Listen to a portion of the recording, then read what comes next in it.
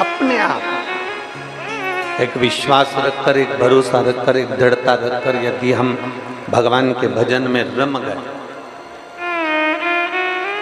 भगवान की विरल भक्ति में रम गए, तो वो परमात्मा हमको साथ दे।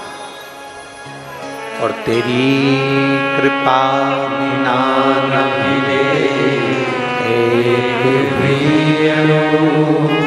लेते हैं श्वास तेरी कृपा से तनु तनु।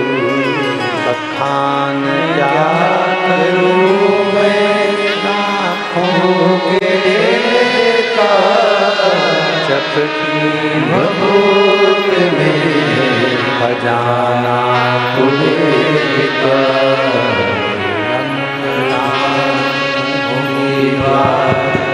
ओंकार तू भोले ओंकार तू, आयो शरण तेरा शंभु तार तार तू। बखान क्या करूं मैं राहों के देखा, चपटी भभूत में खजाना खुलेगा। हे गंगाधार मुक्ति वाले ओंकार तू, भोले ओंकार तू, आयो शक्ति है शंभु तार तार तू। जब हम शिव की अविरल भक्ति में, जब हम भगवान की अविरल भक्ति में डूबने का प्रयास करते हैं, वो तारने का प्रयास करते हैं। एक निगाह भरकर, एक दृष्टि से, एकाग्र चित्त होकर अपने मन से जब हम भगवान का दर्शन करते हैं तो भगवान हमारी झोली अवश्य भरता है। बस अच्छा, एक आप लोगों ने ध्यान दिया होगा, अगर एक टकटकी परमात्मा की ओर लगाई, एक दृष्टि भगवान की ओर लगाई, एक दृष्टि महादेव की ओर लगाई और एक दृष्टि संसार में लगाई,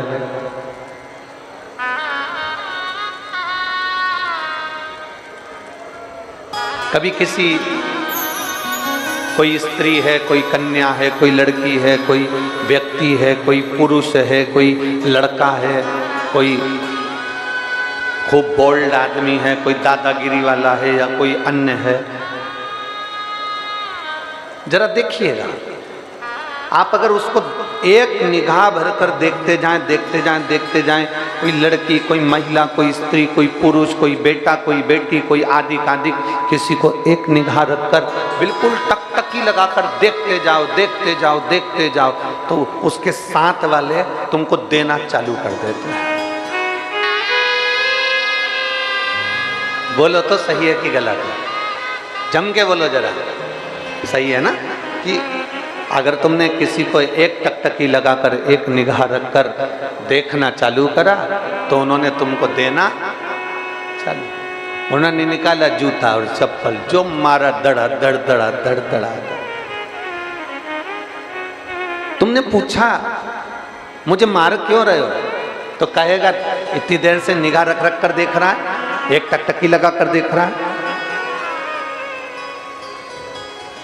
एक निगाह से देख रहा है, एक टकटकी लगा कर देख रहा है। तुमने निगाह लगाकर देखा, तुमने एक दृष्टि से देखा, तो उसने तुमको देना चालू करा। अब जरा विचार करिए, जब संसार वालों को देखा तो संसार वालों ने देना चालू करा, अगर मेरे महाकाल को देख लेते तो वो भी देना चालू कर देता, वो भी तो देता। संसार वाले कुछ और दे रहे हैं,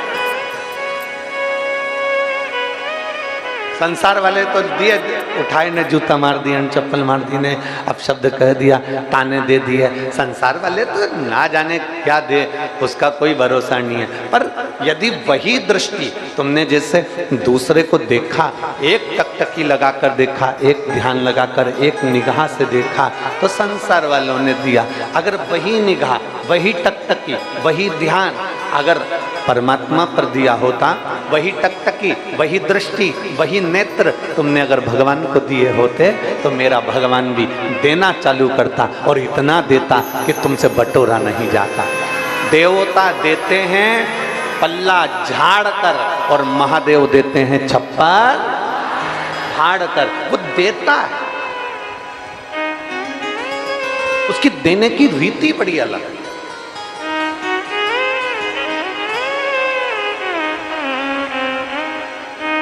बस आप उस परमात्मा को निहार कैसे रहे, कैसे नहीं? अब ये भी हमको सोचना है कि देखना कहां है।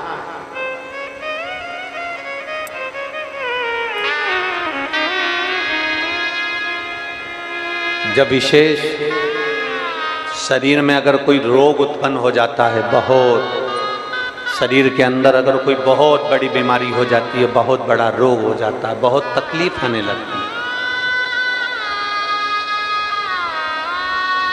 बहुत तकलीफ। डॉक्टर ने कह दिया कमर का गुरिया खसक गया, डॉक्टर ने कह दिया तुम नीचे नहीं बैठ पाओगे,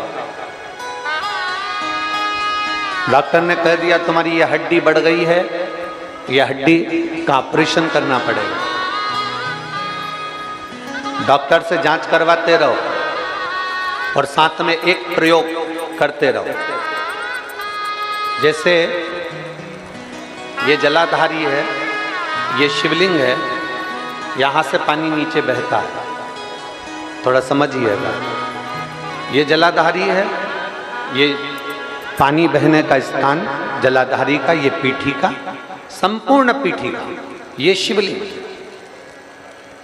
डॉक्टर कह दे कि ऑपरेशन की जरूरत पड़ रही है और तुम्हारा गुरिया खसक गया या तुम्हारी हड्डी बढ़ गई या तुम्हारी हड्डी का रोग बढ़ गया, ये शिवलिंग पर आप भगवान देवाधिदेव महादेव को जल चढ़ाएं और जल चढ़ाने के बाद जो जल यहाँ बहकर आता है, उस स्थान पर अगर जल चढ़ाया भी नहीं है तो जहां से पानी नीचे की ओर गिर रहा है, उस स्थान पर गणेश, कार्तिकेय, अशोक सुंदरी वाली जगह से जब जल नीचे की ओर गिरता है, उस स्थान पर अपना हाथ लगाकर बस कुछ देर तक उस हस्त कमल को उस स्थान पर लगाएं और भगवान शंकर का पंचाक्षर मंत्र नमः शिवाय या षडाक्षर मंत्र ओम नमः शिवाय या श्री शिवाय नमस्तुभ्यम भगवान का मंत्र का उच्चारण करें। यदि महामृत्युंजय मंत्र का स्मरण आता हो तो महामृत्युंजय मंत्र का स्मरण करें। हाथ का स्पर्श कर कर, मार्कंडे बाबा का स्मरण कर कर और उस हाथ में ही थोड़ा सा जल झेल कर नंदी के पास बैठकर उसका आचमन करें। 20 से 22 दिन तक ये आचमन चालू रहने दो और 20 दिन के बाद फिर जांच करवाओ। धीरे धीरे शरीर की गुड़ियां काम करना प्रारंभ करेगी, हड्डी काम करना प्रारंभ, शिव तत्व को प्राप्त, भगवान ओघड़दानी को प्राप्त। एक पत्र है, देखिए,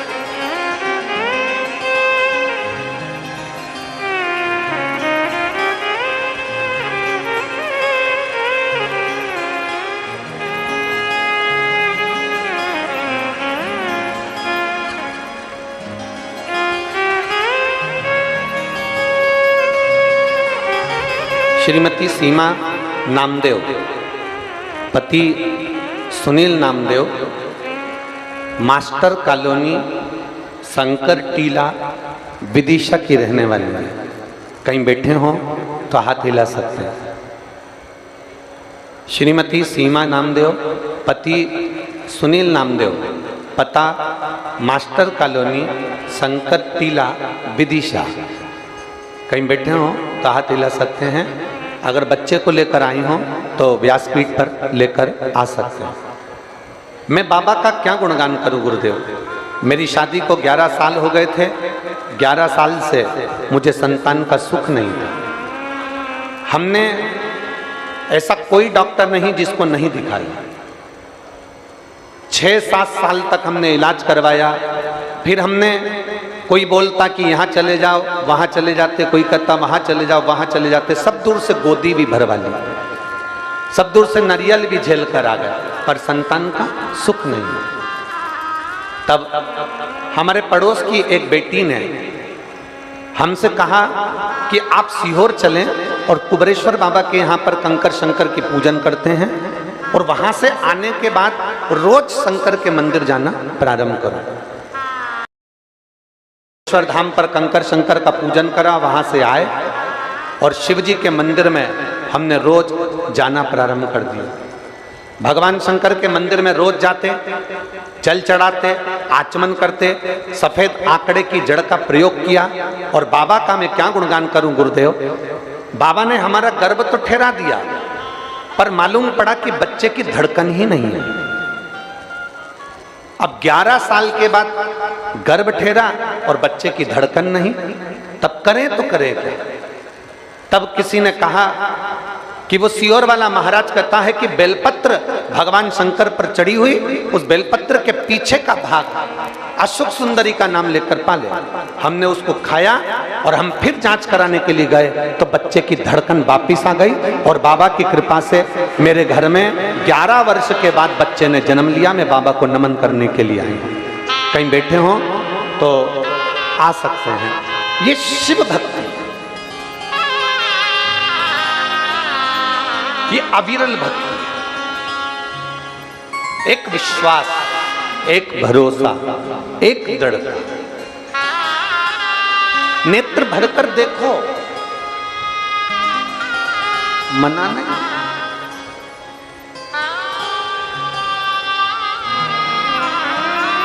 पर शिव महापुराण की कथा कहती है, भगवान शंकर का संवाद कहता है, भगवान देवादिदेव महादेव का चरित्र कहता है।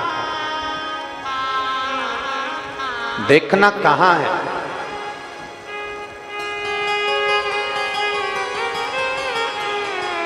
भागवत जी किस किसने सुनी है? हाथ उठाओ जल्दी से। सबने सुनी है? रख लो हाथ। समुद्र मंथन की कथा सुनी है? अरे बोलो तो। सुनी।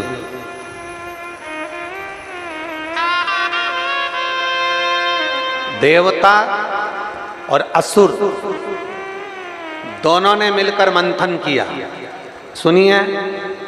अरे बोलो तो जम के सुनिए।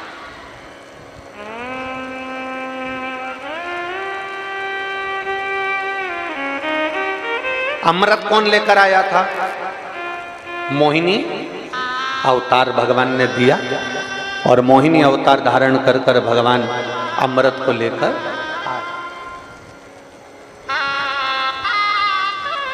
मोहिनी। अब एक तरफ असुर बैठे हैं, एक तरफ देवता बैठे हैं।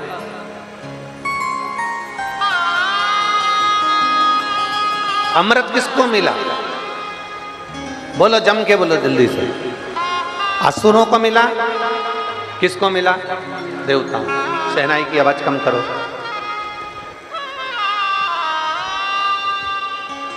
अमृत किसको मिला? देवता।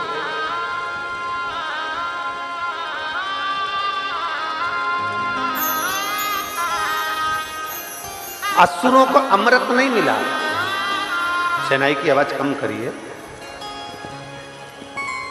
अमृत किसको मिला? देवता। असुरों को अमृत प्राप्त नहीं हुआ। क्यों नहीं हुआ? ऐसा क्या कारण था कि देवताओं को अमृत मिल गया और असुरों को अमृत नहीं मिला? कारण क्या? मंथन दोनों ने करा है, अमृत निकला भी है, श्रीमद् भागवत में आपने सुना भी है, पर देवताओं को अमृत मिल गया और असुरों को अमृत नहीं मिला। उसका कारण केवल एक था। जब भगवान मोहिनी स्वरूप धारण कर कर, स्त्री का स्वरूप धारण कर कर, सुंदर स्वरूप धारण कर कर मेरे नारायण अमृत का कलश लेकर आए, तो असुर राक्षस वो मोहिनी भगवान के चेहरे को देख रहे थे और देवता मोहिनी भगवान के चरण को देख रहे थे। बस ये अंतर था, केवल यही अंतर। असुर राक्षस सारे असुर, उनको नहीं मालूम कि ये भगवान है। उनको तो लग रहा कितनी सुंदर स्त्री है, कितनी सुंदर नारी है। आपने श्रीमद् भागवत में सुना होगा कि भगवान इतना सुंदर रूप रख कर आए थे कि देवता और असुर दोनों सुध खो गए थे कि इतनी सुंदर स्त्री कहां से आई। असुर मोहिनी भगवान का चेहरा देख रहे हैं, उनको नहीं मालूम कि मोहिनी भगवान है। वो तो स्त्री का चेहरा देख रहे हैं, वो नारी का चेहरा देख रहे हैं। असुर चेहरा देखने में रह गए और देवता क्या देख रहे थे? चरण, चरण।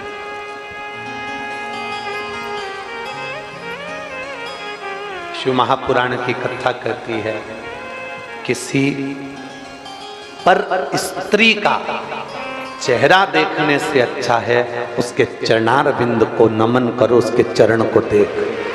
पर स्त्री, पर नारी, कभी किसी पर नारी का चेहरा देखने से अच्छा है कि उसके चरण देख। और ये भरी सभा लगी, इतनी बड़ी सभा लगी हुई थी, देवता असुर दोनों बैठे हुए थे। असुर चेहरा देखने में रह जाते हैं और देवता भगवान के चरण देखने में। स्त्री है, उनको भी नहीं मालूम कि ये भगवान है, वो तो चरण देख रहे हैं, चरण। और जिसने, शिव महापुराण की कथा कहती है, जिसने अपनी जिंदगी में मेरे भगवान के चरण देख लिए, जिसने अपनी जिंदगी में भगवान के चरणारविंद को पकड़ लिया, पकड़ लिया, चरणार, जिसने पकड़ लिया, जिसने भगवान के चरणों को देखना प्रारंभ कर दिया, चरणों को छूना प्रारंभ कर दिया, चरणारविंद को देखना प्रारंभ कर दिया। किसी भी मंदिर में, भगवान के शिवालय में, देवालय में, कहीं पर भी जाओ, आप किसी भी मंदिर में पहुंचिए, अगर आते आते आप उस मंदिर की सीढ़ी को, आप उस मंदिर की चौखट को, आप उस मंदिर के शिखर को दर्शन करते, शिखर का दर्शन क्यों करते?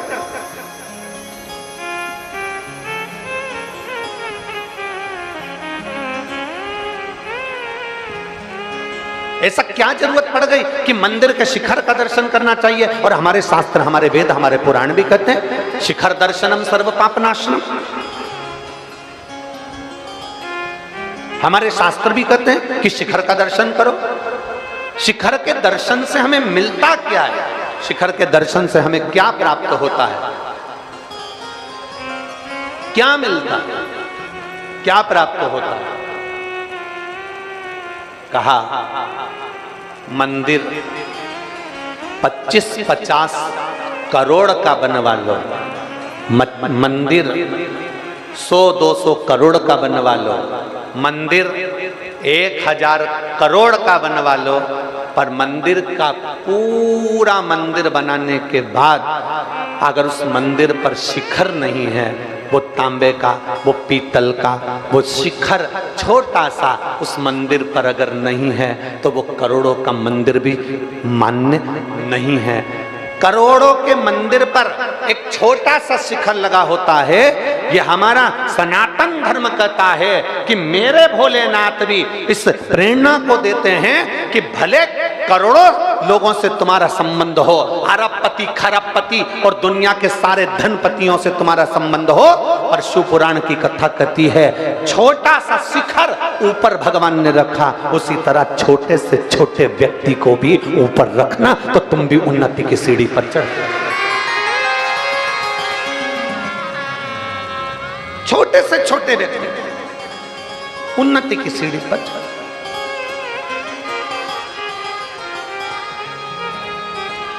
ए भाई, जो बहुत पैसे वाले होते हैं ना, बहुत करोड़पति होते हैं ना, बहुत धनपति होते हैं, वो तो विदिशा के महल में से निकलकर कथा के पंडाल में नहीं पहुंचते हैं, प्रयास करते हैं हमको पास मिलेगा, सोफा मिलेगा, कुर्सी मिलेगी, पद मिलेगा, प्रतिष्ठा मिलेगी, सम्मान मिलेगा तो हम कथा में जाएंगे, वरना हम कथा में नहीं जाएंगे। शंकर की कथा में धन और गरीब ये नहीं देखा जाता, शंकर की कथा में तो केवल इतना देखा जाता है कि मेरे नगर में मेरा महादेव आया है और मुझे उस महादेव से प्राप्त करना है।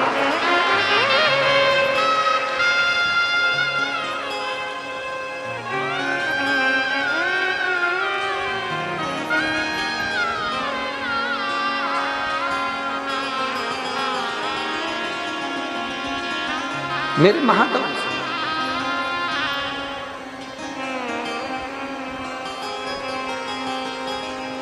एक छोटा सा बच्चा स्टूल पे चढ़ता है, कूदता है, अकेले में वो छोटा सा बच्चा स्टूल पे चढ़ता है, कूदता है, अकेले में नहीं कूदेगा, उसकी मम्मी काम कर रही होगी, उसके पापा काम कर रहे होंगे, उसके मम्मी पापा चाचा चाची, उसके ताऊ ताई, उसके काका काकी, उसके बुआ फूफा कोई वहां काम कर रहे होंगे, तो छोटा सा बच्चा सोफे पे चढ़ेगा और कूदने का प्रयास करे, क्योंकि उसको मालूम है अगर मैं गिर गया ना तो मेरी मम्मी मुझे उठा लेगी, मेरा पापा मुझे उठाएगा, मेरा काका मुझे उठाएगा, मेरा ताऊ मुझे उठाएगा, मेरी ताई मुझे उठाएगी, क्योंकि वो बच्चा कूदता वहां है जहां उसके माँ बाप बैठे होते हैं। उसी तरह आप सब शिव महापुराण की कथा में बैठे हो, साड़ियाँ कीचड़ में हो रही है, चप्पल कीचड़ में हो रही है, शरीर पर कीचड़ लग रहा है, पूरा कीचड़ कीचड़ में, साड़ियाँ पूरी कीचड़ में भिड़ रही है, पन्नी बिछा ली, बैठ गए, आनंद कर लिया। कहाँ बैठे हो? छोटा बच्चा जैसे स्टूल पर चढ़कर गिरता है, कूदता है अपने माँ बाप के सामने, आपने भी विचार कर लिया कि ये कीचड़ में मैं बैठ रही हूं, पर किसी संसार वाले के सामने नहीं, मेरे कालाधिपति महाकाल के सामने बैठ गए। जब छोटे से बच्चे को, गिरते हुए बच्चे को मां संभाल लेती है, बाप संभाल लेता है, तो आप भी जब इस शिव महापुराण की कथा में आकर बैठते हो ना, तो मेरा काल अधिपति, मेरा विश्वनाथ, मेरा महादेव आपको भी संभाल लेता है, अपनी गोदी में उठा लेता है, दंड मूलता नहीं है।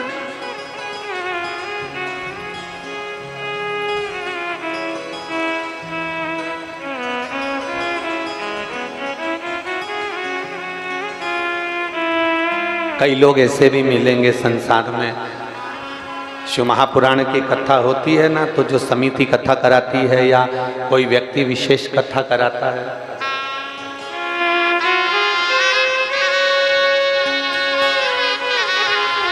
ग्यारह वर्ष के बाद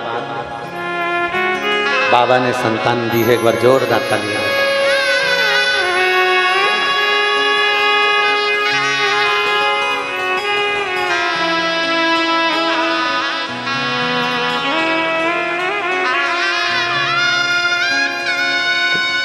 दीदी कह रही है पहले मंदिर नहीं जाते। प्रणाम करो, प्रणाम करो, हाथ जोड़ो।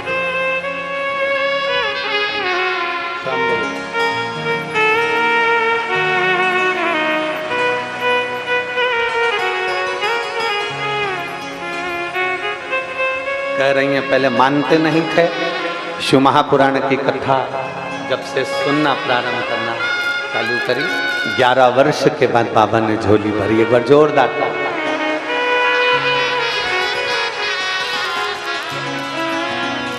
एक शिव तत्व,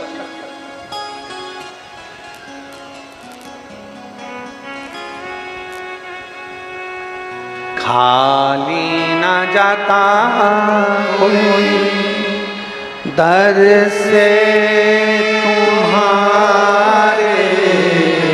खाली न जाता कोई दर से तुम्हारे, मैं भी खड़ी हूँ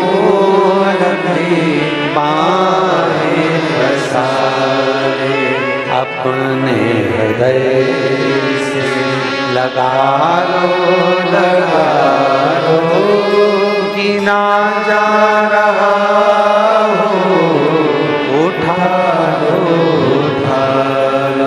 भोले अपने घर से अब तो ना डालो, गिरी जा रही हो, उठा लो।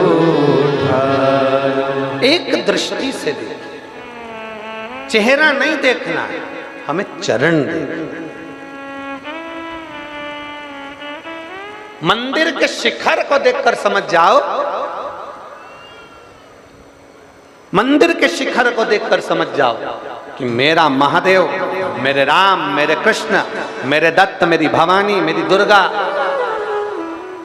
एक छोटे से शिखर को ऊपर रखते हैं।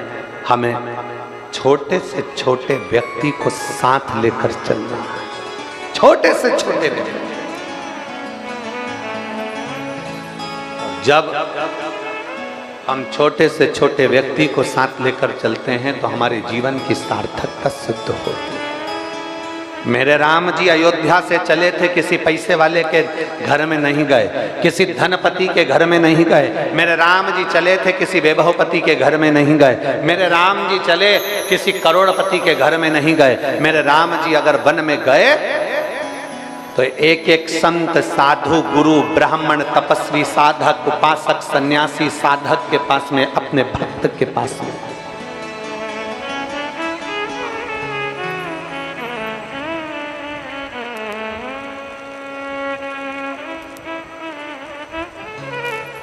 एक साधारण सा साधारण व्यक्ति,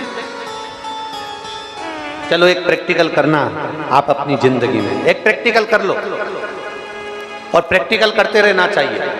प्रैक्टिकल करने में पीछे नहीं हटना चाहिए। एक महाराज जी प्रवचन में कह रहे थे, व्यक्ति को मदिरा नहीं पीना चाहिए, शराब नहीं पीना चाहिए, शराब का नशा नहीं करना चाहिए, मदिरा से दूर रहो, शराब के नशे से दूर रहो। उसी में महाराज का पहचान वाला बैठा था, उठ के खड़ा हो गया, बोलने लगा, वो महाराज तो इतनी बड़ी बड़ी बात कह रहा है, तेरा सग्गा भाई पी के तो नाली में पड़ा, हमको ज्ञान दे रहा, पहले उसको तो समझा ले। महाराज जी ने कहा, देख भैया, मैं भी प्रवचन दे रहा हूं और मेरा भाई भी प्रवचन दे रहा है, मैं मुख से समझा रहा हूं, मेरा भाई प्रैक्टिकल करके दिखा रहा है। तेरी मर्जी है दोनों में कैसे समझेगा, ये हमारे ऊपर निर्भर करता है कि हम क्या। और प्रैक्टिकल करो, प्रैक्टिकल करते रहना चाहिए, प्रैक्टिकल करो, प्रैक्टिकल करते रहना चाहिए।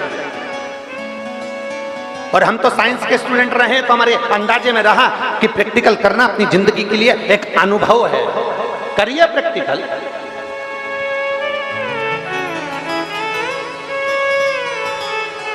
और करो, प्रैक्टिकल करके देखना। बहुत पैसा, बहुत पैसा एक अपने उस मित्र पर खर्च कर कर देखो जिसके पास में करोड़ों का धन है, और थोड़ा सा पैसा एक उस मित्र पर खर्च कर कर देखना जो बहुत साधारण सा है, जिसके पास में धन नहीं है, साधारण है। वो आपको अपनी पूंजी समझता है। आप पैसे वाले हो ना, आपका धन से उसको प्रेम नहीं है, वो आपको अपनी पूंजी समझता है। मेरा दोस्त बैठा है ना, समझ लेगा, उसको धन से मतलब नहीं, वो कभी नहीं मांगेगा। पैसे वाला पैसे वाले से धन मांग लेगा, पर गरीबड़ा नहीं मांगेगा, संकोच करता है मांगने में, वो नहीं मांगेगा। एक दो मित्र हैं, एक धनपति है, एक साधारण सा है। वो धनपति जब तुम्हारी विपदा की घड़ी आएगी ना, सामने नहीं खड़ा होगा, और वो साधारण जिसके ऊपर तुमने खुद खर्च नहीं करा, वो तुम्हारी विपदा की घड़ी में रात और दिन खड़ा मिल जाएगा। रात दिन तुम्हारी विपदा की घड़ी में खड़ा मिल जाएगा। एक नौकर चाकर साधारण सा सेवक जिसके लिए तुमने थोड़ा बहुत भी कर दिया, वो तुम्हारी विपदा की घड़ी में खड़ा मिल जाएगा। जिस रिश्तेदारों के लिए, नातेदारों के लिए, कुटुंबों के लिए, जिस परिवार के लिए तुमने करोड़ों का धन खर्च कर दिया, वो कोई तुम्हारे सम्मुख में आकर खड़े नहीं होंगे। वाह वाह, दुनिया मतलब की दुनिया में किसी का कोई नहीं। संसार में अकेले पैदा हुए हो, संसार से अकेले जाना है, संसार में अकेले आगे बढ़ने का प्रयास किया है, संसार में अकेले आकर संघर्ष किया है, संसार में अकेले रहकर तुम्हें उन्नति की सीढ़ी पर चढ़ना है।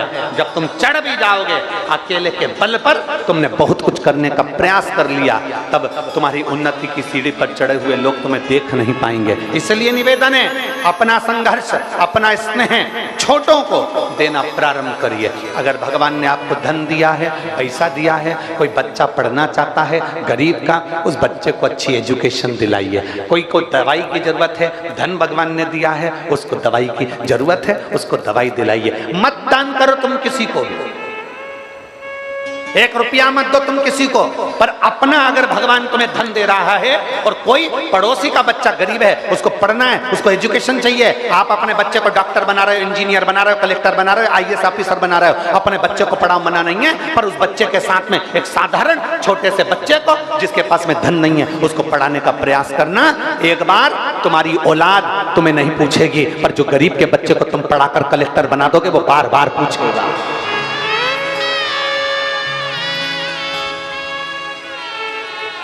प्रयास करो, मत दान करो किसी को, मत 1 रुपया दो किसी को, पर अपने धन का सदुपयोग करो, अपने धन का सदुपयोग करो।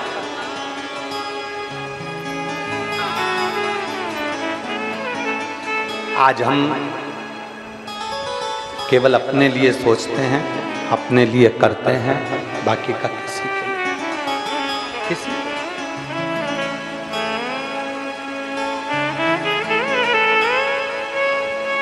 प्रयास करें। इन हाथों से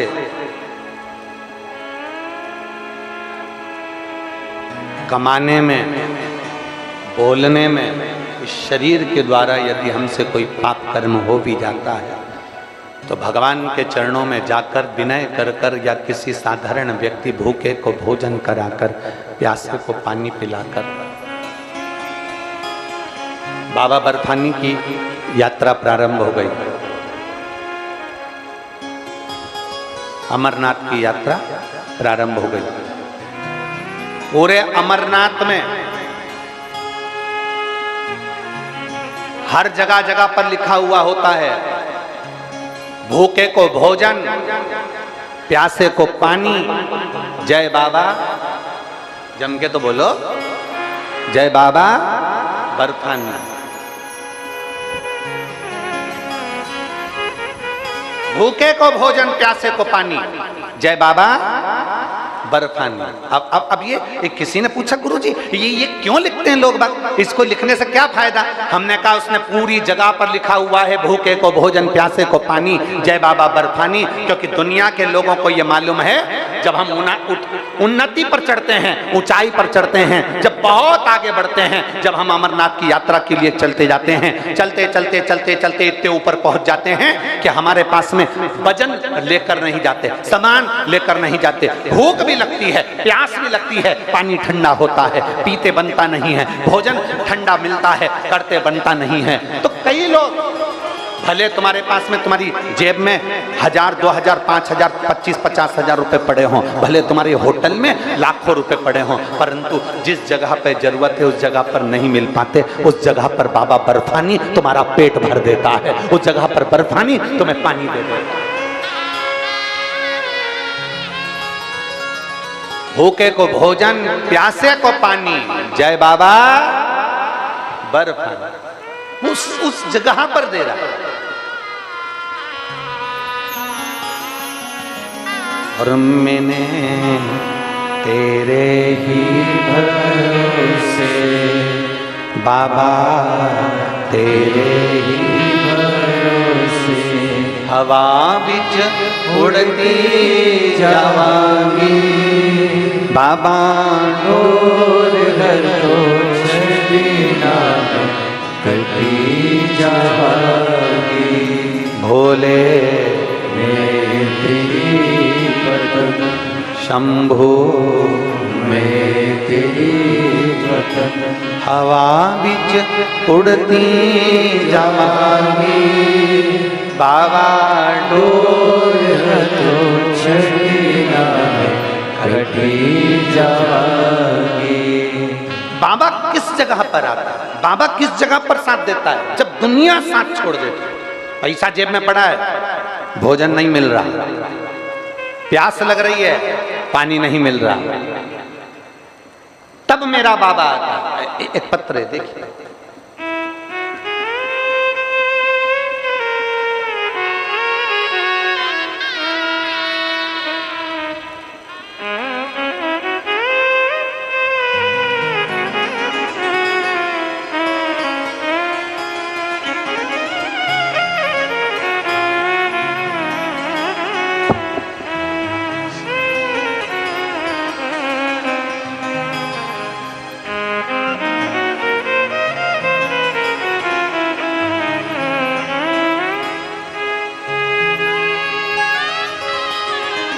अरुण सोनी,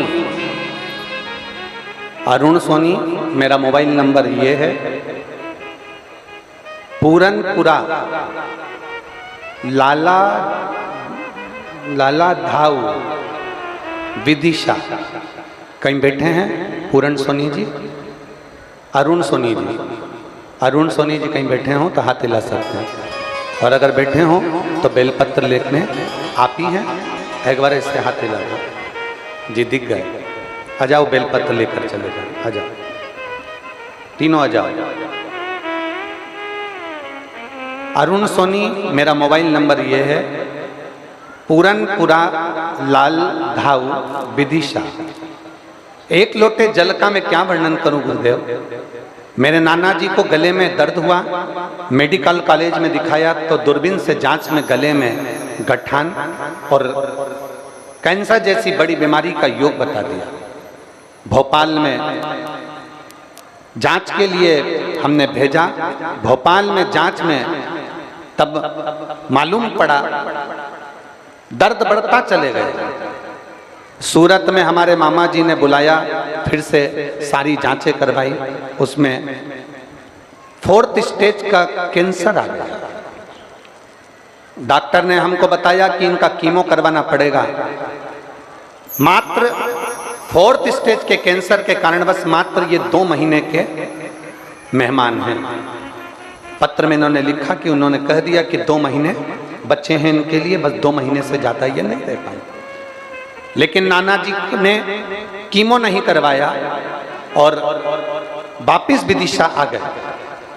और मेरी मौसी और मेरे मौसा जी ने नाना जी से कहा, अब एक काम करते हैं, अपन सीहोर चलते हैं, वहां कंकर शंकर की पूजन करेंगे, रुद्राक्ष लेकर आएंगे, और रोज प्रतिदिन आप मेरे साथ शंकर जी के मंदिर चलना, वहां प्रणाम करेंगे, जल चढ़ाएंगे और बाबा का जल पिएंगे। सीहोर गए, रुद्राक्ष लाए, तांबे के कलश में उसको गलाते और शिव जी को जल चढ़ाते और नाना जी को पिलाते। गुरुदेव, नाना जी के आहार नली से भोजन नहीं जा रहा था क्योंकि उनको गठान हो गई थी, तो भोजन बंद हो रहा था। पर हमने बाबा से प्रार्थना करी, रोज भगवान शंकर का रुद्राक्ष का जल दिया और शिव जी को रोज प्रणाम कर कर उनकी बेलपत्र ला कर देते।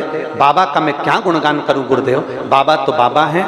हमारे नाना जी ने खाना खाना प्रारंभ कर दिया। उनका पहले लिक्विड ले रहे थे, अब भोजन करना प्रारंभ करा, और धीरे धीरे धीरे धीरे बाबा की कृपा से 22 जून को हम 22 जून 2024 को वापिस मेडिकल कॉलेज में जांच प्रारंभ हुई और जांच में आया कि इनका शरीर ठीक है और बीमारी समाप्त की ओर है। मैं बाबा को धन्यवाद देने के लिए आया हूँ। लाइन अच्छी लिखी है, आप और हम गुनगुनाते हैं। तेरी कृपा बिना न हिले एक भी अणु, लेते हैं श्वास तेरी कृपा से तनो तनो।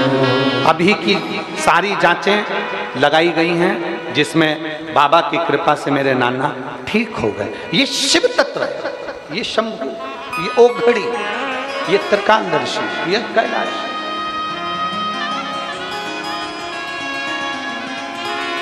आप कुछ दें ना दें, मेरे महादेव को एक लोटा जल जरूर, सारी समस्या का हल। जम के बोलो जरा, सारी समस्या का हल बोल बम का नारा है, उसके आश्रित हो जाओ, उसके आश्रित।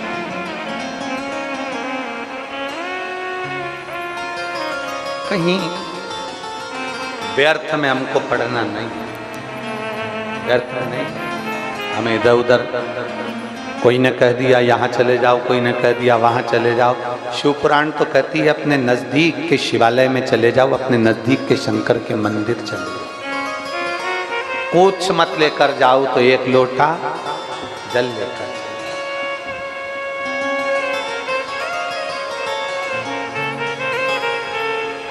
क्या लेकर? बाबा के चरणारविंद का स्मरण कर, लगाओ चरणों का स्मरण। और नैनों के दोनों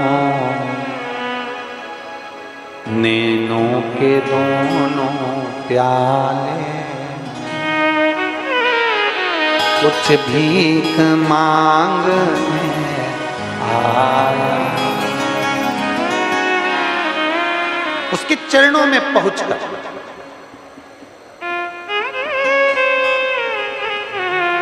उसके दरवाजे पर पहुंचकर उससे केवल विनय करें, केवल विनय।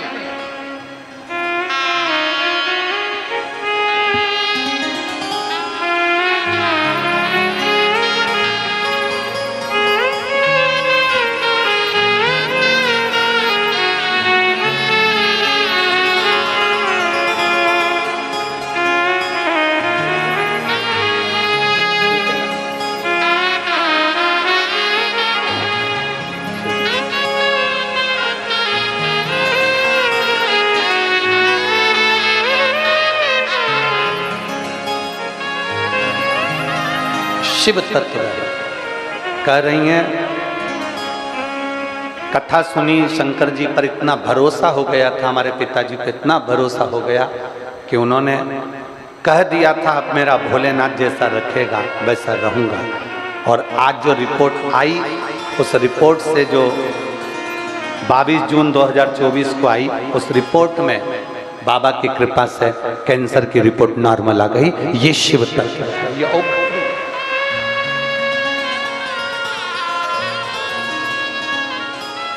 और तुम आना भोले बाबा, तुम आना भोले बाबा मेरे मकान में, तेरा डमरू डम डम बाजे सारे जहान। तुम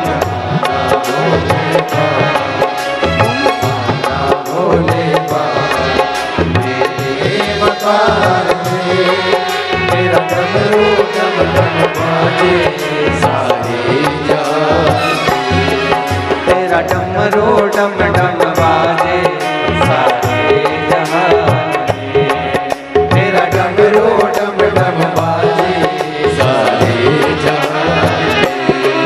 तुम आना भोले बाबा, तुम आना भोले बाबा मेरे मकान, डमरू डम डम बाजे सारे जहान। तुम आना भोले बाबा, तुम आना भोले बाबा मेरे मकान में, तेरा डमरू डम डम बाजे सारे जहान। बड़े भाव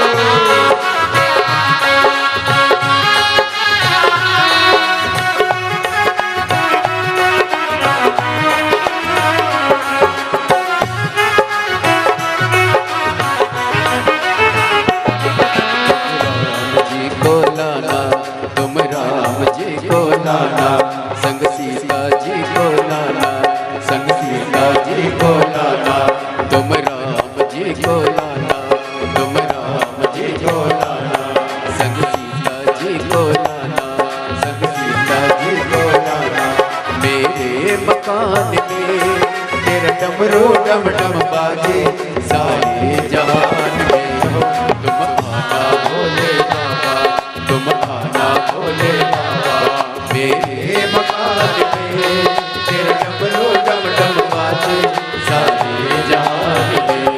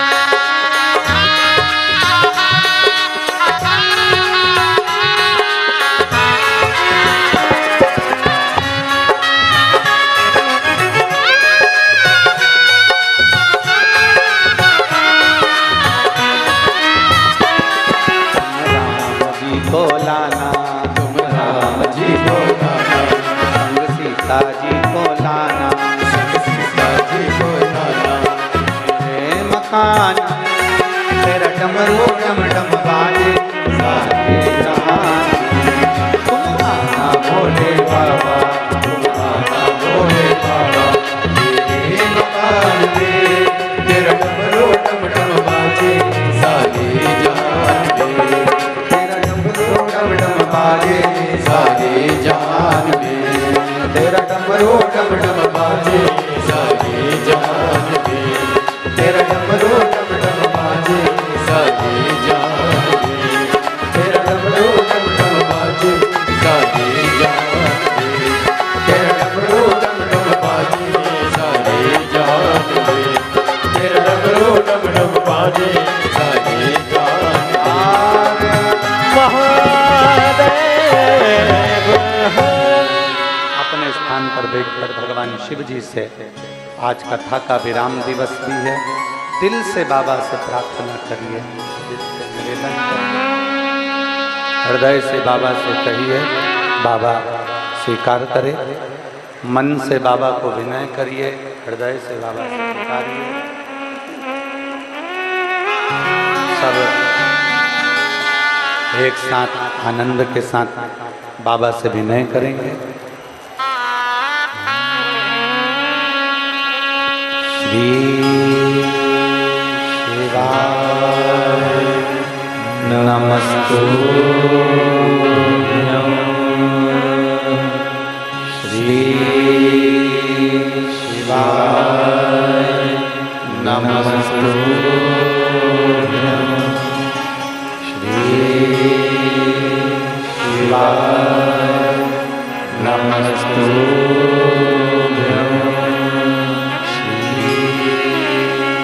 शिवाय नमस्तुभ्यं,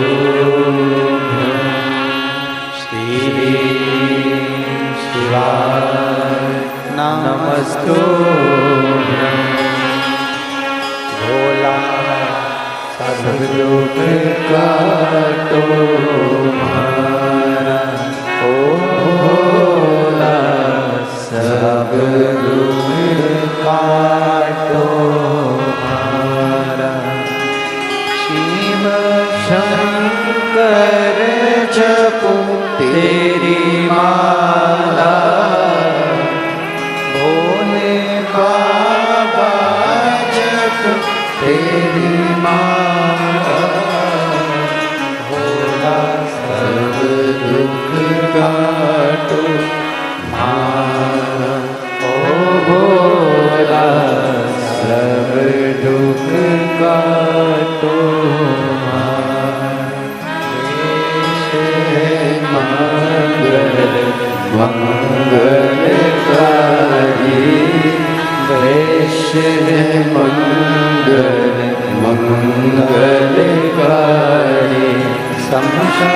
शमशानवासी हमारा, शमशानवासी हमारा, ओ भोला सब दुख काटो हमारा, ओ भोला सब दुख काटो।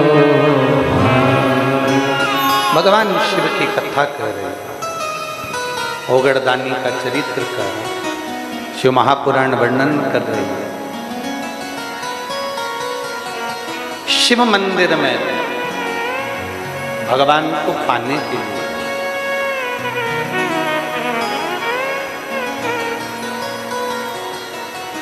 किसी दूसरे से अपने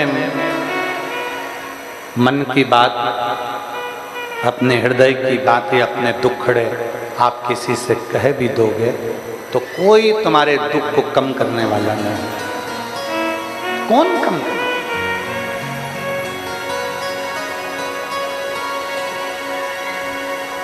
आप अपने दुखड़े किससे कह सकते हैं? किसको कहो? दुनिया वालों से अगर अपने दुखड़े कहोगे तो लोग हंसेंगे, केवल हंसेंगे। आप परमात्मा से अपने मन की बात कहेंगे तो वो परमात्मा श्रवण करे।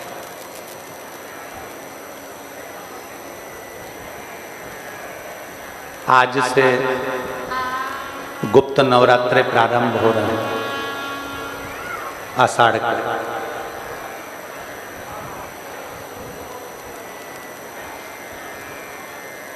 गुप्त नवरात्रे का मतलब क्या होता है? हृदय से, किसी को बता के नहीं, हृदय से, गुप्त भाव से, अपने मन से माँ जगत जननी की, माँ जगदम्बा की आराधना करना। अपने 4 नवरात्रे में से 2 नवरात्रे गुप्त होते हैं और 2 नवरात्रे उजागर होते हैं, चैत्र का, शरद का, अश्विन। पर 2 नवरात्रे गुप्त है। इन दोनों नवरात्रे को गुप्त इसलिए रखा गया कि अपने दिल की बात को अंदर रखिए, किसी से मत कहो। गुप्त नवरात्रे का मतलब है आप माँ अम्बा से, माँ जगदम्बा से, माँ आद्यशक्ति से, भोलेनाथ जी से, राम जी से, कृष्ण जी से, आपके इष्ट से आप अपने मन की बात कहें। उसी तरह गुप्त नवरात्रे हमको ज्ञान देते हैं कि अपने दिल की बात इधर उधर नहीं कहना, अपने दुखड़े यहाँ वहाँ जाकर नहीं रोना। अगर दूसरों के सामने जाकर अपने दुखड़ों को हम रोएंगे तो दुनिया केवल हंसेगी, इसके सिवाय कुछ नहीं करेगी। साथ कौन देते?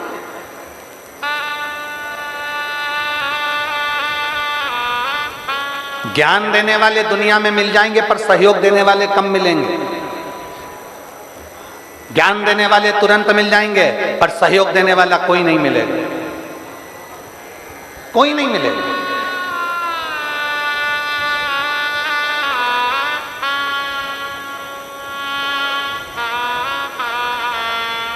आप अगर दुखड़ा रोवेगी ना तो लोग कह देंगे ऐसा कर लेना था, तुमको ऐसा कर लेना था, वैसा कर लेना था, ये कर लेना था, वो कर लेना, सब कह देंगे पर सहयोग कोई नहीं देने वाला। कौन देगा सहयोग? तो फिर कहना क्यों उनसे, बोलना क्यों उनसे? आपके दिल में आया, आप देवाधिदेव महादेव के पास पहुंच गए। आपके दिल में आया, आप शंकर के करीब में पहुंच गए। एक पत्र है, देखिए। मेरा नाम श्रीमती आशा शर्मा है। मैं हरिपुरा विदिशा की निवासी हूँ। आशा शर्मा कहीं बैठी हूँ तो हाथ हिला सकती हैं। मेरा नाम श्रीमती आशा शर्मा है। मैं हरिपुरा विदिशा की निवासी हूँ। कहीं बैठी हूँ तो हाथ हिला सकती हैं। आप ही हैं? एक बार वापस हाथ हिलाओ। आ जाइए, बेलपत्र ले जाओ। मेरा नाम श्रीमती आशा शर्मा है। मैं हरिपुरा विदिशा की निवासी हूँ। मेरे पति श्री दिनेश शर्मा 2 साल से बीमार हैं। उनके शरीर में गठान बताई गई थी 3 बार जांच में पता चला कि उनको कैंसर बताया गया। जब हमने 2-3 जांच करा ली तब मालूम पड़ा कि उनको कैंसर बताया गया। हम AIMS हॉस्पिटल में ऑपरेशन के लिए उनको बोल दिया गया। एम्स हॉस्पिटल में जब ऑपरेशन के लिए बोला गया, ऑपरेशन कराने के पहले हमने विचार करा कि हम इनको ऑपरेशन हम कराएंगे पर थोड़ा रुक कर कराएंगे। हमने डॉक्टर साहब से कहा हमको थोड़े से दिन दे दो, उसके बाद हम ऑपरेशन करा लेते हैं। डॉक्टर ने कहा ऑपरेशन कराना जरूरी है क्योंकि कैंसर फैलता है। हमने हॉस्पिटल से छुट्टी कराकर और हम सीधे अपनी जांच और दवाइयां लेकर अपने घर आ गए। घर पर आने के बाद हमने विचार करा करें क्या। फिर हम कुबेरेश्वर धाम गए, वहां से हम एक रुद्राक्ष ले आए, कंकर शंकर की हमने पूजन कर ली और रुद्राक्ष लाकर, पत्र को आप लोग पढ़ सकते हो LED पर, रुद्राक्ष को लाकर जल में गलाकर वो जल हम शिव जी को चढ़ाना प्रारंभ कर दिए। हम बाबा को जल चढ़ाना प्रारंभ करें, वो जल लाकर अपने पति को देना प्रारंभ करा और धीरे धीरे धीरे धीरे हमने 15 दिन निकाल दिए और 15 दिन के बाद हमने वापिस एम्स हॉस्पिटल में फिर जांच कराया। तो जांच कराने पर उन्होंने कहा अब इनके शरीर में कैंसर की गठन नहीं है और कैंसर नहीं है, रिपोर्ट नॉर्मल आ गई। मैं बाबा को यहाँ प्रणाम करने के लिए आ जाओ। मेरा नाम श्रीमती आशा शर्मा, मैं हरिपुरा विदिशा की निवासी हूँ। अब रिपोर्ट नॉर्मल आ गई, गठान भी नहीं, कैंसर भी। ये शिव तत्व के प्रति, भगवान शंकर के प्रति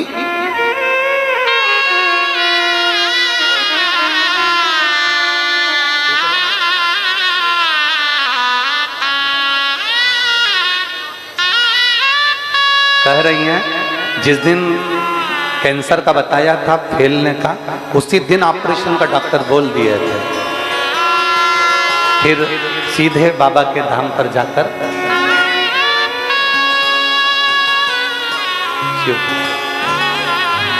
एक अविरल भक्ति, एक विश्वास शिव के प्रति जागृत कर। और जब LED नहीं चल रही है, LED नहीं चल रही कि आवाज नहीं आ रही है? LED नहीं चल रही।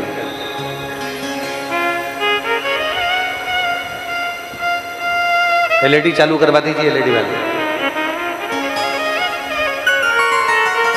एक विश्वास जब हमारे भीतर जागृत होता है, एक भरोसा जब हम मेरे भोले बाबा के प्रति जागृत कर लेते हैं, तो ये निश्चित है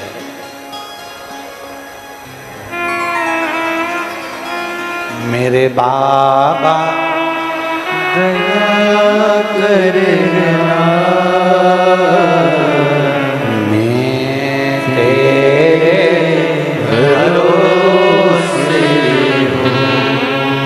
भोले बाबा दया करना,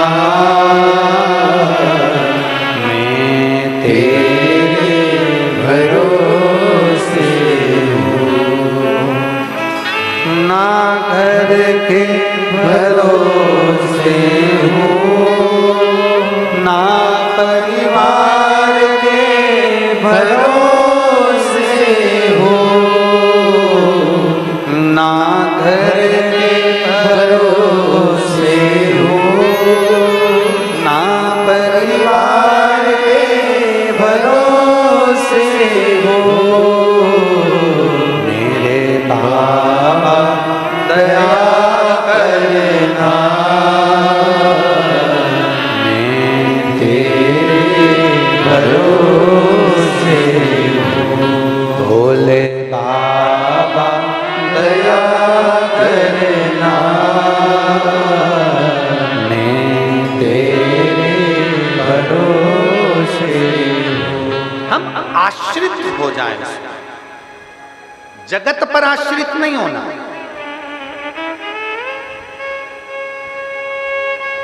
कोई बाबा तुमसे कह दे कि मेरे पास बैठ जाओ, मैं तुम्हारा कल्याण कर दूंगा, बाबा से कहना आप शंकर की शरण में बैठ जाओ, वो तुम्हारा कल्याण कर देगा।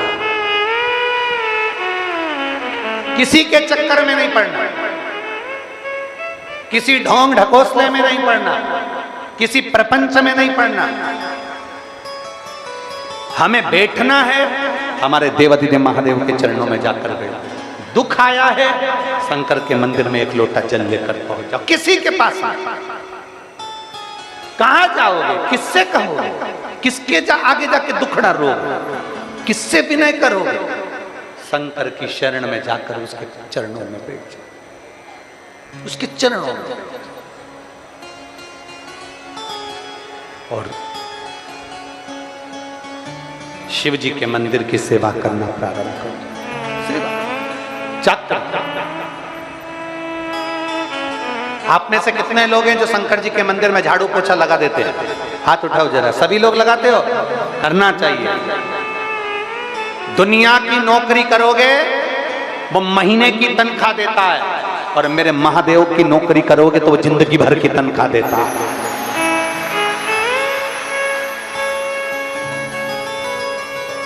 जिंदगी भर की तनख्वाह मेरा देवाधिदेव महादेव प्रदान करता है, केवल महीने की नहीं, जिंदगी भर। आप आश्रित हो उस पर।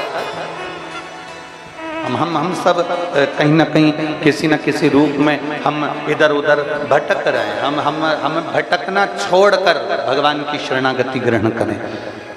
असुरों ने भगवान का चेहरा देखा था और देवताओं ने भगवान के चरण देखे थे। कभी भी मंदिर, शिवालय, देवालय जाइए, भगवान के चरण देखना प्रारंभ कर दिए। हमारे पुष्टि मार्ग में 5 दर्शन की मूलता है। हम आटोयाम के दर्शन नहीं बोल रहे, हम पंच दर्शन की बात कर रहे हैं। हमारे पुष्टि मार्ग में आटोयाम के दर्शन तो होते हैं, पर हमारे पुष्टि मार्ग में 5 दर्शन की मूलता होती है। सबसे पहला दर्शन, सबसे पहला दर्शन भगवान के चरणारविंद। दूसरा दर्शन भगवान के नाभि कोश का, जो कि मंगला में होता है, नाभि का दर्शन। तीसरा दर्शन भगवान के वक्षस्थल का। चौथा दर्शन भगवान के नेत्रों का। और 5वां दर्शन भगवान की, श्रीनाथ जी की जो आड़ी टेढ़ी चोटी नीचे की ओर आती है, शिखा जो मेरे श्री जी बाबा की, मेरे गोवर्धन नाथ जी की, मेरे ठाकुर जी की शिखा जो नीचे आती है, उसका दर्शन। 5 दर्शन, 5 दर्शन। पहला चरणारविंद का, भगवान के चरणों का दर्शन करते हुए मन से कहिए कि बाबा मैं आपके चरणों में रहना चाहती हूँ। नाभि का दर्शन करते हुए कहिए बाबा आपकी नाभि इतनी गहरी है कि आपने ब्रह्मा जी को कमल के पुष्प के ऊपर प्रकट कर दिया, अपनी नाभि से बाहर निकाल दिया। जैसे नाभि गहरी है वैसे ये भव सागर गहरा है, इससे हमको बाहर निकाल दो। तीसरा दर्शन वक्षस्थल का, हृदय। भगवान के हृदय का दर्शन, छाती का दर्शन, वक्षस्थल का दर्शन करो तो भगवान से प्रार्थना करो, हे भगवान आपके हृदय में हमें निवास दें, अपने हृदय। क्योंकि ये मेरी जितनी जीजियां बैठी हैं, आम का अचार डालें, नींबू का अचार डालें, चाहे गोंदे का अचार डालें, लेसुए का अचार डालें, चाहे गाजर का अचार डालें, चाहे मूली का अचार डालें, ये अचार कभी भी स्टील के बर्तन में नहीं रखते। बोलो तो मेरी जीजियां सही है? स्टील के बर्तन में अचार नहीं रखती, पीतल के बर्तन में अचार नहीं रखती, लोहे के बर्तन में अचार नहीं रखती, तांबा कांसे के बर्तन में अचार नहीं रखती। मेरी बहनें चीनी कांच की बरनी में अचार को रखती हैं, क्योंकि इनको मालूम है कांच की बरनी में अचार सुरक्षित रहेगा, चीनी की बरनी में अचार सुरक्षित रहेगा। तो भगवान से कहना, भगवान तुम्हारे हृदय से सुंदर कोई बरनी नहीं है, मेरे जैसे अचार की फांक को अपने दिल में रखिए। तुमसे अच्छी हृदय जैसी बरनी कहां मिलेगी? रख। और भगवान अपने हृदय में आपको रख लेते हैं। जब जरूरत पड़ती है विदिशा वालों को, तब अचार की फांक निकाल के दे देते हैं। जैसे ये 7 दिन के लिए अचार की फांक मिली, ये 7 दिन के लिए अचार की फांक मिली थी शिवपुराण। अब इस शिव पुराण में कई लोग आते हैं, किसी को अचार का मसाला पसंद आता है, किसी को अचार का तेल पसंद आता है, किसी को अचार की फाक पसंद आती है, किसी को अचार की गुठली पसंद आती है। यह आपके ऊपर निर्भर करता है कि आपको शिव पुराण में भजन पसंद आते हैं, किसी को कथा पसंद आती है, किसी को उपाय पसंद आते हैं, किसी को भगवान शंकर की शरणागति पसंद आती है और किसी को गुठली पसंद आती है। गुठली से मतलब है कि वो केवल यहाँ आकर ये देखते रहते हैं कि क्या क्या गड़बड़ हो रहा है, वो दिखाना है, बस वो गुठली उनके हाथ में लग पाता है। अरे अचार की बरनी खुली है, तेल चाट लो, मसाला चाट लो, फाक चाट लो, बन सके तो उसका सुगंध ले लो, उसको खा लो। गुठली से मतलब तुमको क्या है? पर फिर भी इतना सारा कीचड़ है, लोग इधर से निकल के जा रहे हैं और मालूम पड़े हमारे विदिशा में कथा हो रही है, अच्छे से अच्छा अचार मिल रहा है, उसको चाटने का प्रयास करो, गुठली को खा खा के उसका रोंगड़ा मत निकालो। गुठली को खा खा के उसका रोंगटा मत निकालो, आखिरी में गुठली रह जाती है और 7 दिन की कथा पूरी होकर सब अपने अपने घर चले जाते हैं और उसके रोंगड़ा निकलता रहता है। और अभी जल्दी रोंगड़ा खत्म भी नहीं होगा, 4-6 दिन तक और निकलेगा।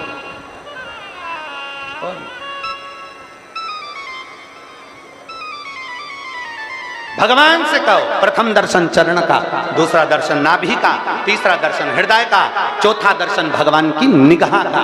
नेत्रों का दर्शन करिए मेरे भगवान के, नेत्रों से नेत्र मिलाने का प्रयास करिए। मेरे ठाकुर जी के, मेरे श्री जी बाबा के, मेरे गोवर्धन नाथ जी के नेत्र तिरछे हैं, मेरे ठाकुर के नेत्र तिरछे हैं। तिरछे क्यों? क्योंकि जब बाल्टी कुएं में गिर जाती है तो उसको निकालने के लिए जो एंगल डाले जाते हैं वो टेढ़े होते हैं, टेढ़े टेढ़े एंगल डाले जाते हैं, टेढ़े टेढ़े सरिये डाले जाते हैं। टेढ़े टेढ़े सरिये जब नीचे जाते हैं तो कुएं में से बाल्टी निकाल कर ले जाते हैं। उसी तरह ये भव सागर गहरा है, हम जब भगवान के नैनों का दर्शन करते हैं तो उसमें अटक जाते हैं तो भव से पार हो जाते हैं। ये चौथा दर्शन। 5वां दर्शन है भगवान की, जम के बोलो सब, शिखा। मेरे श्री जी बाबा की चोटी का दर्शन करना, ऊपर से नीचे, नीचे से ऊपर, ऊपर से नीचे, ऐसी लहर खाती खाती आखिरी में नीचे जाती है। मेरे ठाकुर जी की शिखा कहती है उन्नति की सीढ़ी पर कितने भी चढ़ जाओ पर मेरे चरण को मत भूल जाना, मेरे चरणों में हमेशा पड़े रहना, इसलिए चोटी नीचे जाती है। चरण पर ध्यान देना, मुखाग्रविंद पर ध्यान नहीं, चरणों पर दीजिए। किसी पर नारी को अगर देख भी रहे हो तो उसका चेहरा नहीं, उसके चरण देख लीजिए। चरण। मेरे लक्ष्मण जी से पूछा गया था क्या ये तुम्हारी भाभी के जेवर हैं? सुनिए रामचरितमानस, अरे बोलो तो जम के सुनिए सबने। तुम्हारी भाभी के जेवर हैं, आभूषण हैं, इन आभूषण को तुम पहचानते हो लक्ष्मण? लक्ष्मण जी कहते हैं मुझे नहीं मालूम कि भाभी गले में क्या पहनती थी, मुझे नहीं मालूम कि भाभी सिर पर क्या पहनती थी, मुझे नहीं मालूम कि मेरी भाभी माँ अपने हाथों में क्या पहनती थी, मुझे नहीं मालूम कि मेरी भाभी माँ तगड़ी कमर में क्या पहनती थी। मेरी भाभी माँ के तो केवल पाँव के नूपुर और उनकी बिछुड़ी को मैं पहचानता हूँ, क्योंकि मैंने कभी उनका मुख का दर्शन नहीं करा, उनके चरण का दर्शन। यह है हमारा सनातन धर्म, यह है हमारा हिंदू धर्म।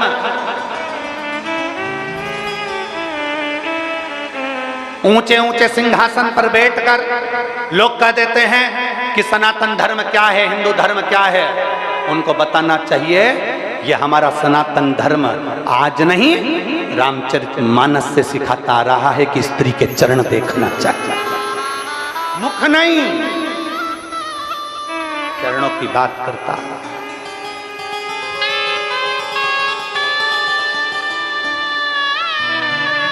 पूछा गया तुमने चरण, तुम क्या हार देखते हो? नहीं। तुमने बेंदा देखा? नहीं। तुमने चूड़ा देखा? नहीं। मैंने नहीं, मैंने हार नहीं देखा, मैंने चूड़ा नहीं देखा, मैंने तकड़ी नहीं देखी, मैंने कान के कुंडल नहीं देखे, मैंने नथड़ी नहीं देखी, मैंने नहीं देखा। मैंने तो केवल देखा है तो मेरी भाभी माँ के केवल चरण देखते हैं, केवल चरण।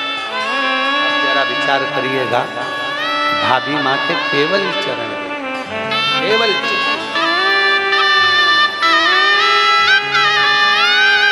बच्चे ने फोटो बनाया है, बहुत बहुत सारा।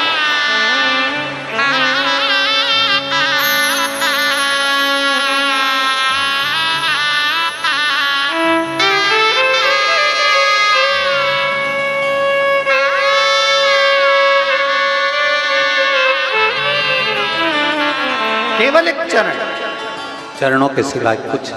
हम भी मंदिर में जाएं तो भगवान का सुंदर स्वरूप देखें, मंदिर में जाएं तो शिवालय का दर्शन करें, मंदिर में जाएं तो भगवान के चरणों का दर्शन करें। पर आज के जमाने में व्यक्ति घर में तो ऐब देखता ही है, नगर में मोहल्ले में तो ऐब देखता ही है, साथ में लोग मंदिर में भी ऐब देखते हैं। पंडित जी को कितना आ रहा, थाली में कितना चढ़ा। क्यों पंडित जी तुमने हड़ताली का तीज की कथा बाची तो ब्लाउज पीस कितना आया। क्यों पंडित जी डोल 11 के डोल निकले, इधर निकलते हैं विदिशा में, डोल 11 के डोल निकले तो पंडित जी से कह रहे केले कितने हैं। अब तू बता कि तूने कितने केले चढ़ाए, तूने कितना रुपया चढ़ाया, तूने कितना रुपया का दान किया। हिसाब वो लेता है जो देता है, जिसने दिया ही नहीं उसको हिसाब लेने का कोई जवाबदारी नहीं।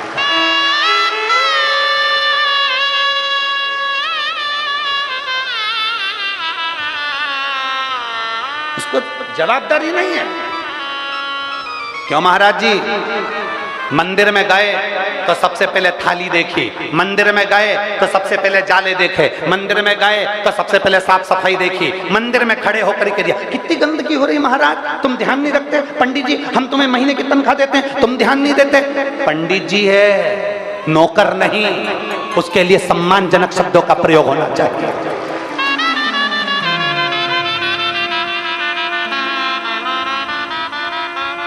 सेवा का मूल पहचानो, सेवा के क्रम को जानो। घर में ऐब देखते रहे, मेरी बहू ऐसी, मेरा बेटा ऐसा, मेरी सास ऐसी, मेरा ससुर ऐसा, मेरा ये ऐसा, मेरा वो वैसा, बाजार में ऐब देखते रहे। पर मेरे भगवान शंकर के शिवालय में जाना, शिव महापुराण में जाना, शंकर के मंदिर में जाना, ऐब मत देखना। क्योंकि सबसे ज्यादा ऐब तो हमारे अंदर भरे हुए हैं। छल, बेईमानी, कपट, निंदा सब हम में भरी है। जब हम जैसे ऐबले को महादेव स्वीकार कर रहे हैं तो फिर ऐब क्या संसार के देखना। इसलिए मंदिर में जाओ तो भगवान का भजन करिए, मंदिर में जाओ शिव को प्राप्त करने का प्रयास करिए, मंदिर में जाओ एक लोटा जल तुम जब शंकर जी को चढ़ाओ तो भगवान से कहना मेरे जैसे पापी को तुमने पकड़ रखा, बस इतनी कृपा करना कि भव सागर से तार देना, इतनी सी दया करना। अपने अवगुण भगवान से जाकर कहो, दूसरे के अवगुण नहीं।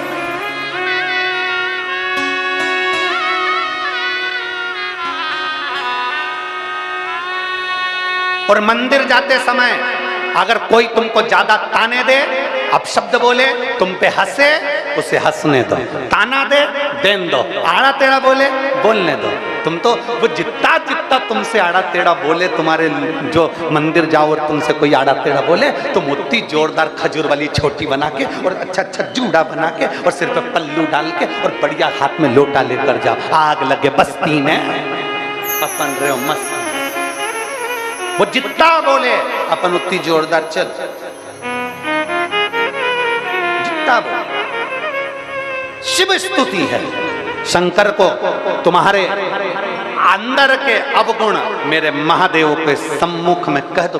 ये नहीं कि महादेव को नहीं मालूम है, सबका मालूम है, सबका। यहाँ जितने बैठे हैं उनका भी, जो नहीं आए उनका भी, जो टीवी पर सुन रहे हैं उनका भी, जो नहीं सुन रहे हैं उनका भी।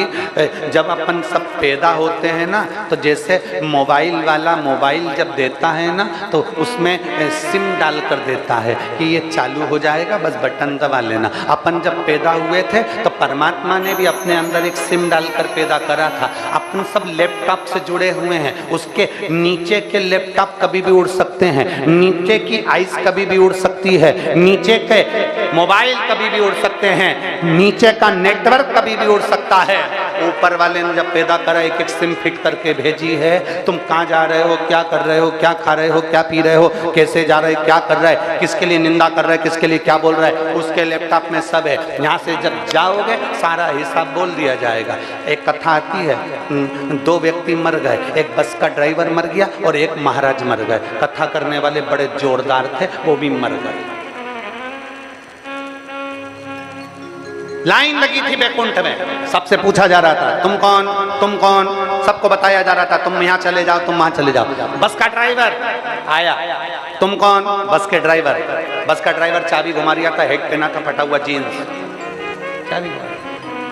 पीछे पंडित जी खड़े थे, महाराज जी खड़े थे। महाराज जी ने कहा देखो कैसे कैसे लोग बैकुंठ जाते हैं। तुम कौन, बस का ड्राइवर। एक काम करो, वो सामने वाला जो एसी का रूम है, सूट रूम है, उसके अंदर चले जाओ, वहां जाकर बैठ जाओ।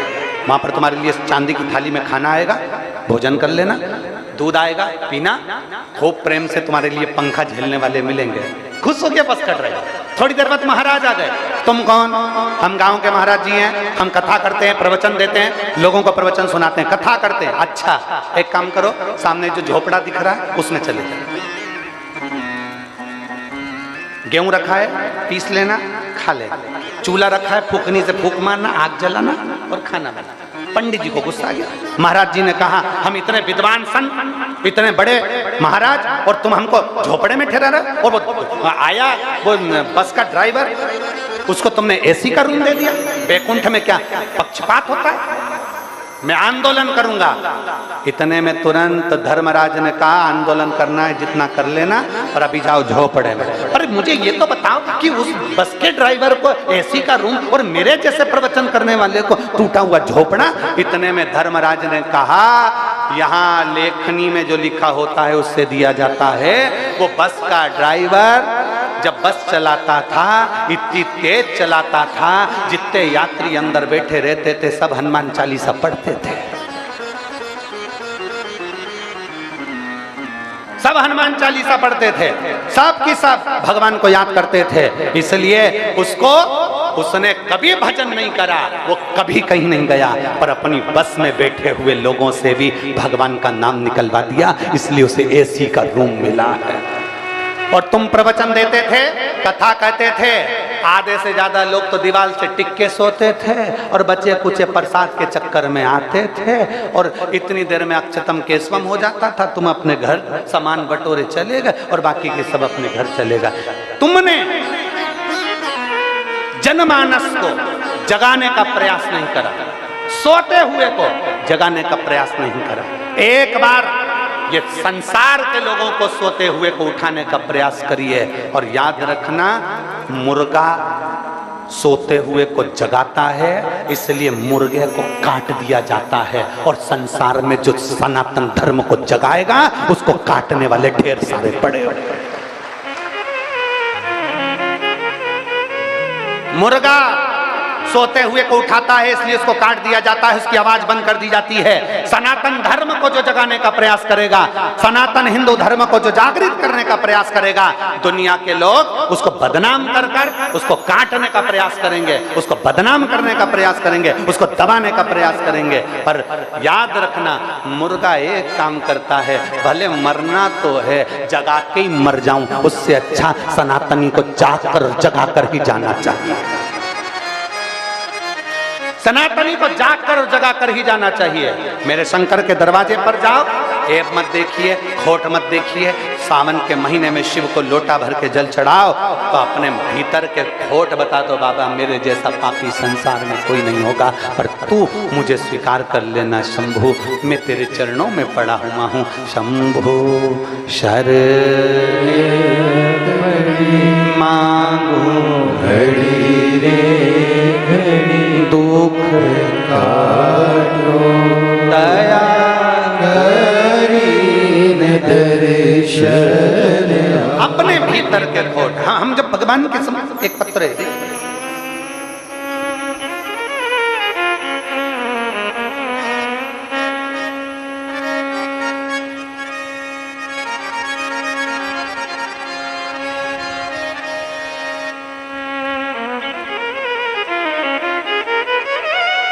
मैं आरती राठौर दीपक स्टूडियो, तिलक चौक, विदिशा से हूं। कहीं बैठे हो तो हाथ हिला सकते हैं। मैं आरती राठौर, दीपक स्टूडियो, तिलक चौक, विदिशा। कहीं बैठी हो तो हाथ हिला सकते हैं। और अगर बैठी हो तो बेलपत्र लेने के लिए आ सकते हैं। मैं बेलपत्र का क्या वर्णन करूं गुरुदेव। हम भरोसा नहीं करते थे कथा पर, भगवान पर मेरे बाबा पर जब भरोसा करना प्रारंभ करा, कथा सुनना प्रारंभ करी, मुझे 6 साल से थायराइड की बीमारी है। मेरे पूरे शरीर में तकलीफ रहती है गुरुदेव। 6 साल से मैं दवाइयां ले रही हूं। भोपाल का इलाज चल रहा, सब दूर के इलाज करवा करवा के थक गई, पर थायराइड की बीमारी समाप्त नहीं गुरुदेव। तब मैंने आपकी कथा सुनना प्रारंभ करा और पहली बार भगवान शंकर के मंदिर में जाना प्रारंभ करा। मैं आपको जानती भी नहीं थी, आपको सुनती भी नहीं थी। मोबाइल पे थोड़ा सा देखा था और विश्वास जागा। आपको कथा सुनी, अपने पास में जो शंकर का मंदिर है वहां जाना प्रारंभ करा और बाबा का चढ़ा हुआ जल पीना प्रारंभ करा, बेलपत्र खाना प्रारंभ करा। फिर हम सीहोर भी गए, वहां से रुद्राक्ष लेकर आए, उसका भी जल पिया। आज मैं बाबा की कृपा से एक भी गोली नहीं खाती और मेरी थायराइड की बीमारी पूरी ठीक हो चुकी है। मैं बाबा को प्रणाम करती हूँ। एक शिव तत्व, आरती राठौर, दीपक स्टूडियो, तिलक चौक, विदिशा। एक विश्वास, एक भरोसा, एक केंद्रता।